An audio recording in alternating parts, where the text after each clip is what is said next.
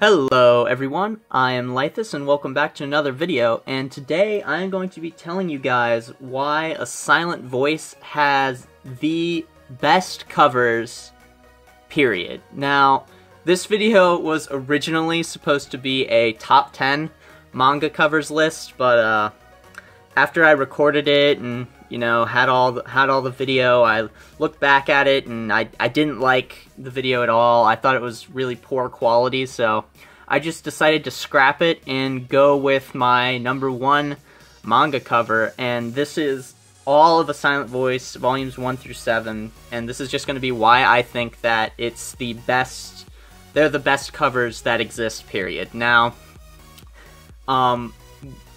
so this is going to contain some major spoilers for the series, so if you have not read it, please do before watching this video if you don't want to be spoiled, because this is going to spoil basically the entire series, and that is mostly because the covers show the emotional sort of state that the characters are in throughout the length of the story, and it's really important to the narrative. So again, if you have not read A Silent Voice, I highly encourage you to do so. It is a fantastic series, and it's only 7 volumes long, so again, if you haven't read it, please do. This video will contain some massive spoilers, but just start off with, for the first cover, we have our main characters in a classroom. This is, of course, the volume, sort of like a prologue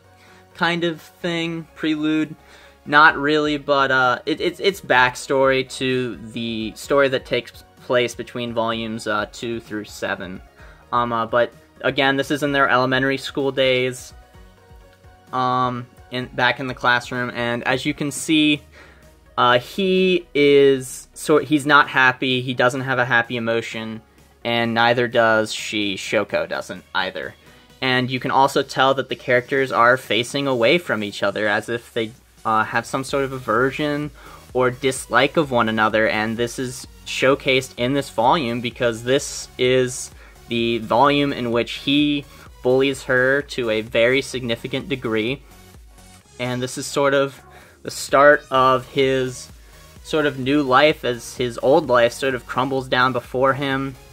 And it's really reflected in this cover as, again, he's not very happy, and the two characters are facing away from each other, both with their body and with their head and their eyes. They're not pointed towards one another in any way.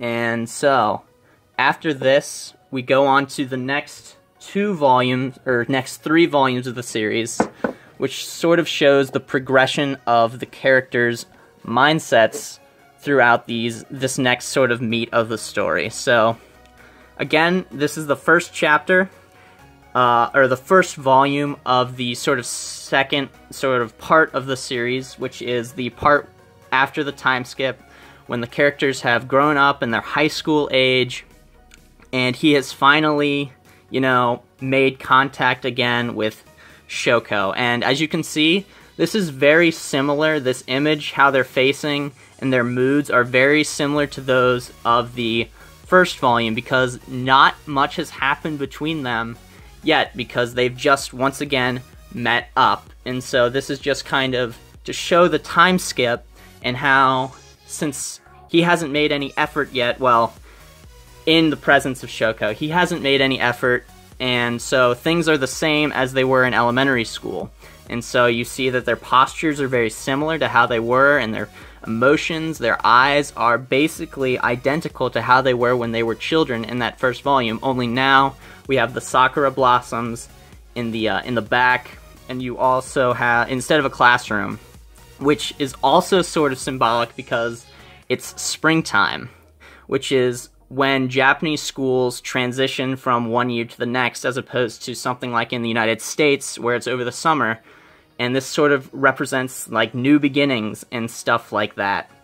So the sakura blossoms are very representative of this next chapter of his life. And then as we move on into volume 3, their body language is very similar, only this time although his torso and his body is still facing away from the camera, or towards the side, and Shoko's is shifted away from him as well, his eyes have transitioned to be looking at her, as if he's starting to make an effort and to repair his relationship with her. And then as you move on into Volume 4, we see that both of their bodies are now tilted forward as opposed to away from each other, and his eyes, as if scared, shoot away from her because he is struggling with whether or not he can sort of forgive himself for what he's done. And so that's sort of what he's struggling with through this volume. Even though like he's consciously looking away as if he can't forgive himself, but his body is naturally pulled towards Shoko herself, sort of showing that, you know, he's making progress and he actually sort of cares about her as a person. And I'll get this better in focus, but there we go. So this is sort of a next stage in his life. And then, so these volumes sort of show the second part of the story is what I'm going to call it. I think there are sort of 5 main parts of the story. Yeah, this is the volume where he is subconsciously sort of starting to draw himself towards Shoko and start to sort of care about her unknowingly, even though he doesn't feel like he can because of the things that he did. And Shoko is also starting to be drawn towards him. However, you might notice that her smile looks a little odd.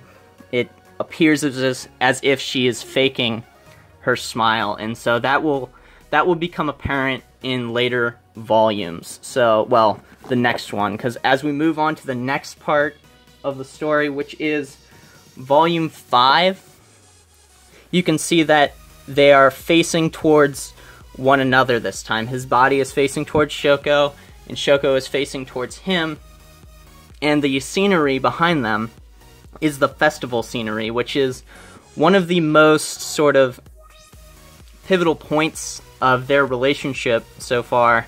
And you can see that he is definitely smiling. He seems cheerful for the first time in the series, and that's because he has really started to finally forgive himself for the things he's done, and he's working hard to try and make Shoko's life better.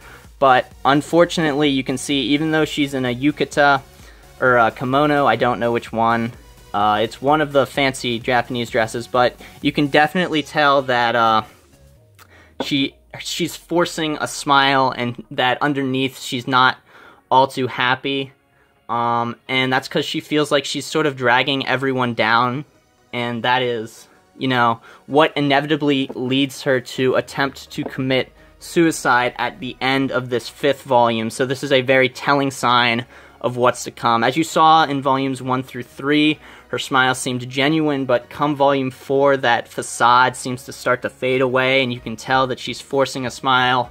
And then in volume 5, you can really tell that everything is sort of dragging on her and pulling her down emotionally, and it all culminates in this 5th volume.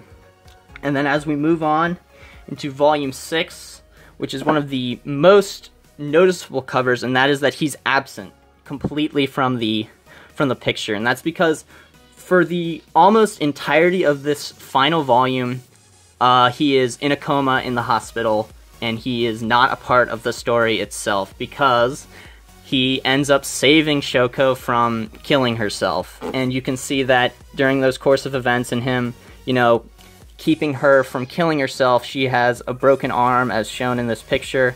And for the first time, you can see that she is really, her body is tilted towards where he would be standing, and her eyes are looking towards where he would be if he were in this cover, but he's not.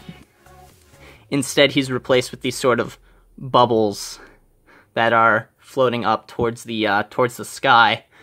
But this shows that she is unhappy that he is absent from her life. She is feeling some sort of longing or loss for where he was. And so that is one of the big components of this one cover, is she's realizing that, you know, she was enjoying her time with him, and she's sort of, you know, unhappy that he's not there currently to experience the things that she's experiencing. And this is sort of a volume of revelations for the two characters, and what they feel from each other and for each other.